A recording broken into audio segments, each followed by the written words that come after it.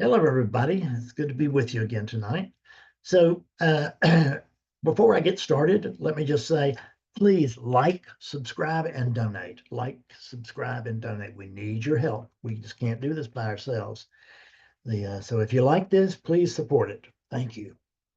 And there's an indication that you do like it. So, thank you very much for that. So, number 20, episode 20. Common misunderstandings exhibit an endless array of fallacies. Common misunderstanding exhibit an endless array of fallacies, and here are some. Time and space appear to exist and even be meaningful. Hierarchy is thought of as being a useful tool in the service of organization. Important is to believe to be a useful descriptor. Here and there seem to relate to something. Good and bad are meaningful. Past and future exist. As clarity arises within post-awakening, we can't help but notice that none of these are even remotely true. So the idea that time and space are real, that a hierarchy is a useful tool, junk, right? Important as opposed to what? There's only one thing going on. So you can't have one thing being important and something else. That would be two-ness right there. So here and there seem to indicate something, relate to something, like there's once again, that there's two places. There's one place, one space, one you, and nothing else. Good and bad are thought to be meaningful. Past and future are thought to exist. As clarity arises within post-awakening, we can't help but notice that none of these are even remotely true. We repeat them so often that you would certainly we think they're true. We think they're true until we wake up, and then we begin to find out that they may still be important within relativity, but that they're not true. They're just not true, because relativity itself is not true. This is not true.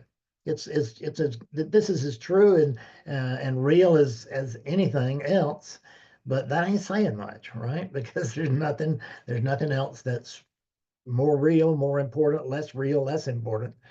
There's just this. See, and this does not have a hierarchical structure. This is just this. There's no better, worse, right, wrong. There's skillful and unskillful, which I use because I'm a human being. And what that does, that gives me the opportunity to see what seems to be appropriate for Fred, right? And gives Fred a way, and there's no Fred. So then I'm talking about Fredness, the patterns here. Yes, I'm talking about just the overall patterns. There's no Fred. But I call it Fred. I got to call it something. Might as well call it, might as well call it Fred. It likes it, I think. So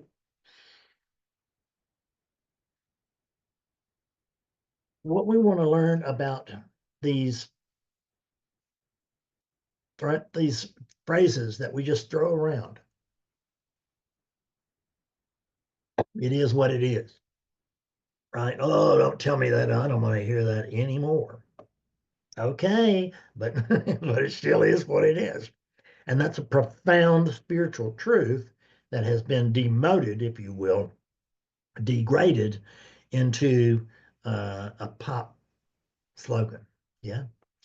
And that way we can just make it meaningless. We don't even have to pay attention to the words. We just pop off the words. They just come out. But we're not doing it. It's just a pattern. It just runs there. Almost all of relativity is just patterns, and they're patterns that appear to be working together in some way. But let's understand something. We don't actually know what's going on here, because there's only one thing going on, and I'm not separate from it. See, and I don't know what's going on. So I really don't have any idea what's going on. And I don't really care. I'm perfectly happy with whatever this is and the way that it seems to be going.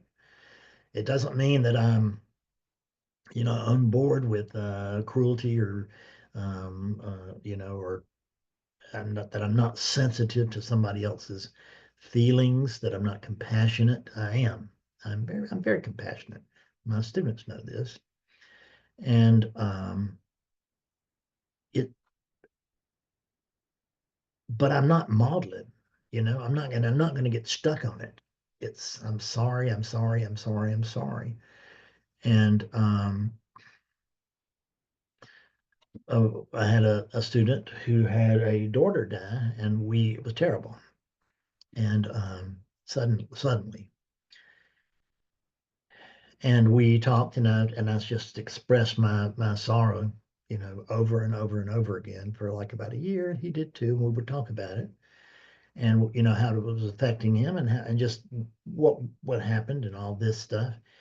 And then after about a year, he said, "Okay, I think that's enough. I don't think we need to talk about that anymore." He got it out, right? And he was not having you know, he wasn't suffering like, oh God, right? It wasn't that. I'm not saying he didn't have glum thoughts about his daughter, right? I have glum thoughts about a cat that I had. I mean, I really do. And Dickens, I've got his paw print down there, and in putty or cement or whatever it is they do it in. My cat meant the world to me, but I'm not thinking he should be alive, and that's what it really we want to do. We just want to notice that this is the way it is. Accept it for what it is, because if you don't, you won't change a damn thing and you will suffer. You cannot change this world. If the world changes and you're there, it means it was in the cards. It was going to be. There's no you there to change the world, but the problem is that there's patterns there that get screwed up, and then that can affect. Then it can affect a great many people. It can affect. It can affect our families. It can affect our jobs. It can affect our neighbors. It can affect our friends. Um, the next thing you know, everybody's in a big pity puddle, and that's not the way to progress. That's not the way to move forward, and it's not telling yourself the truth. The truth is, every single one of us is going to die, and whether it occurs today or 10 years from now, doesn't make a lot of difference except for to our loved ones, right? It doesn't even make a lot of difference to us, because there ain't no us post death. There's not a really an us pre death. There seems to be. There are patterns, yeah, and these they're like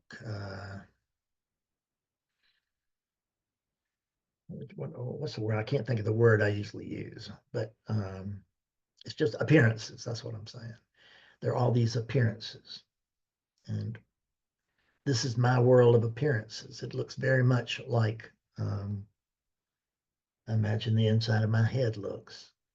So awful lot of philosophy and spirituality and nuttiness in here, and because there's an awful lot of spirituality and philosophy and nuttiness in my head, right?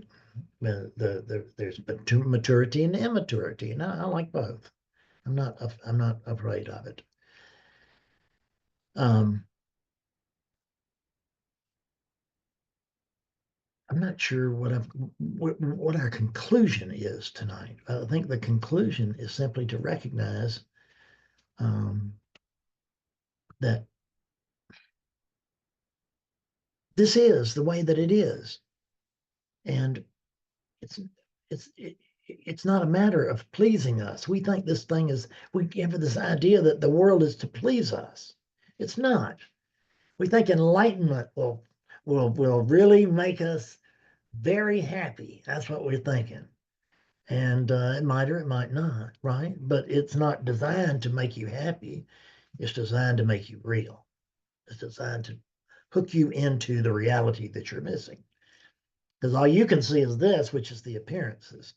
Unless if you have a glimpse, guess what? You're having a glimpse of reality.